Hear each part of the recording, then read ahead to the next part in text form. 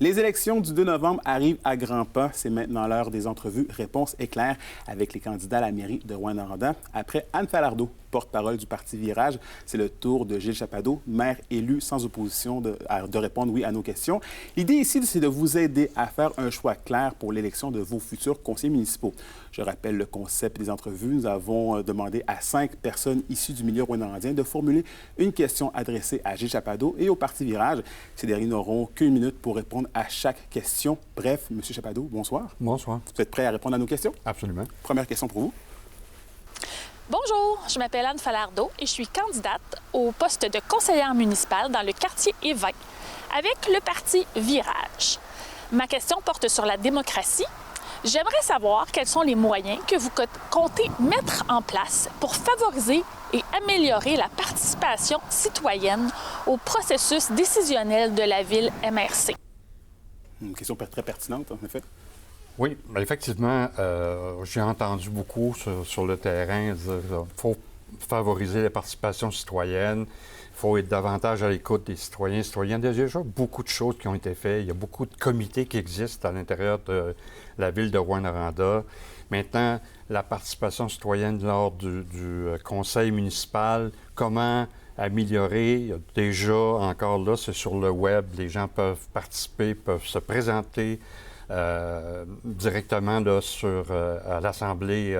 Il y a déjà des assemblées qui se font dans les quartiers.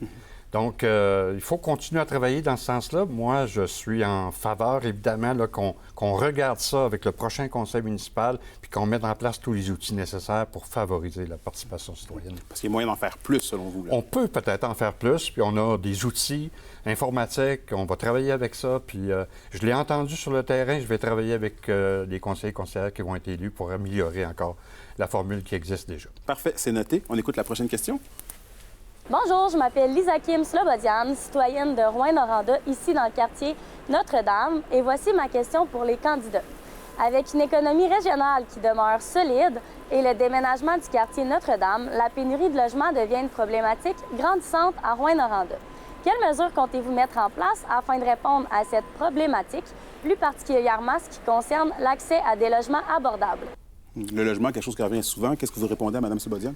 Je réponds à cette dame que, effectivement, le logement est au cœur même était au cœur de ma plateforme. Ça a été d'ailleurs le premier élément que j'ai sorti durant la campagne électorale.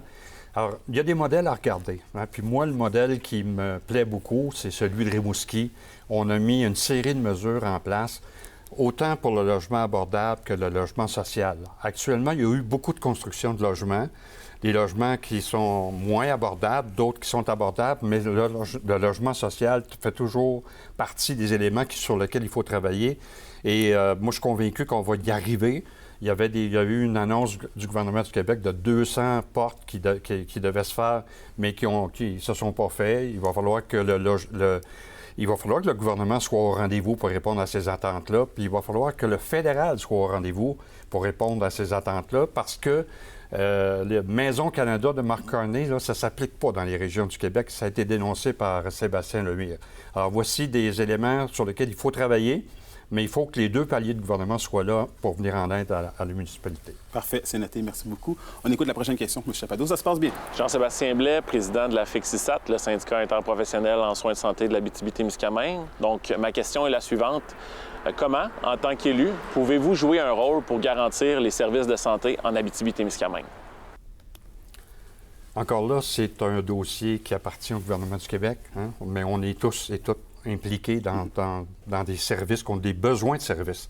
On veut développer notre ville, on veut faire du développement économique, on veut faire du logement social, attirer de la main-d'œuvre, mais il faut être capable de donner des services de santé de qualité. Alors là, il y aura je vais taper du pied, pour le dire ainsi, pour que, effectivement, on puisse répondre à ces attentes-là, parce qu'il y a des besoins qui sont fondamentaux sur l'ensemble du territoire de la MRC de Rouyn-Noranda. Et j'aurai, dans les prochaines semaines, évidemment, des rencontres avec le CISAT pour exposer là, les besoins, puis avoir des réponses, là, parce que, effectivement, je le dis, là, c'est des services qui sont essentiels à donner à notre population. On veut être attractif, on veut retenir la population, la main-d'œuvre, on veut la retenir ici en Abitibi-Témiscamingue, il faut être capable de donner des services essentiels comme celui de la santé. Donc, ça serait vraiment d'établir un bon dialogue avec Québec pour justement avoir de l'argent ici dans la région. Là. Effectivement. Parfait. Merci beaucoup. On écoute la prochaine question. Bonjour, Stéphane Brown, président du conseil d'administration de la Chambre de commerce et d'industrie de Rouyn-Noranda. Ma question pour vous. Quelle sera votre approche pour favoriser un dialogue constructif entre les acteurs économiques, politiques et citoyens autour de l'avenir de la fonderie Horn? Et quelles actions concrètes proposez-vous pour y parvenir? La fonderie Horn, c'est un dossier qui revient très souvent, M. Chapado, donc je vous laisse le temps de répondre. Bien, en fait, il faut trouver un moyen. Je pense que tout le monde a à cœur le bien-être, la santé publique, le bien-être de la population. On a parfois des chemins qui diffèrent pour arriver au même point. Moi, durant la campagne électorale, là, j'ai mis mes positions par rapport à la fonderie en disant qu'il faut suivre le dossier de près. Il faut qu'il continue d'investir. J'ai benchmarké ce que la fonderie fait par rapport à la fonderie Urubis en Allemagne. J'ai eu de l'écoute de la part de la fonderie. J'ai rencontré récemment là, des acteurs économiques, dont la représentante de François Legault là, pour la région. Il y a eu une écoute là. J'ai des rencontres régulières. Je vais avoir des rencontres, puis j'en ai un autre qui s'en vient avec la fonderie. Mais il faut travailler ensemble, puis c'était le thème de ma campagne, pour qu'on puisse y arriver, à développer notre ville, à respecter les opinions qui diffèrent parfois. La route n'est pas la même, mais l'objectif est le même, la santé de la population. Parfait. On écoute la prochaine question qui est peut-être faire un peu plus de temps là-dessus. Là. Donc, on l'écoute. Alors, Nicole Degagné, je suis co-porte-parole du comité Arrêt des rejets et émissions toxiques de Rouyn-Noranda. Alors, la qualité de l'air me préoccupe évidemment et je voulais savoir qu'à titre d'instance proche du milieu, proche de la population, vous allez oser clarifier votre position pour exiger que la norme de 3 nanogrammes d'arsenic dans l'air soit réalisée à Rouyn-Noranda. Et ce, même aller jusqu'à confronter le gouvernement s'ils ne sont pas tout à fait dans l'enlignement, comme l'ont fait d'autres villes, comme le conseil de Blainville, par exemple, dernièrement.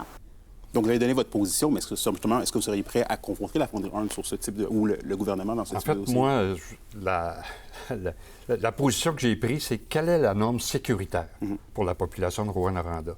Quelle est la norme sécuritaire? Moi, je ne suis pas un spécialiste en santé publique. Je n'ai pas ces connaissances-là, mais maintenant, je veux savoir du gouvernement du Québec quelle est la position que la Ville doit... En fait, la Ville doit adopter une position. La position que la Ville a adoptée jusqu'à maintenant, c'est de dire quelle est la norme sécuritaire pour notre population. Plus on s'éloigne de la fonderie, il faut le rappeler, là, plus on s'éloigne de la fonderie, plus la norme, on devient proche de la norme qui doit être respectée. Je reviens encore aux investissements qui sont nécessaires de la part de la fonderie pour arriver à une qualité de l'air qui soit respectable. Ils ont fait beaucoup d'efforts. Il faut qu'ils continuent d'investir pour améliorer leur bilan environnemental. Donc, établir des barèmes sécuritaires communs dans le dossier. Exactement. Parfait. Bien, merci beaucoup, M. Chapado, d'avoir répondu à nos questions. Je rappelle que vous êtes maintenant le maire élu de Rouyn-Noranda. Écoutez, bon 4 ans. Merci. Merci à vous.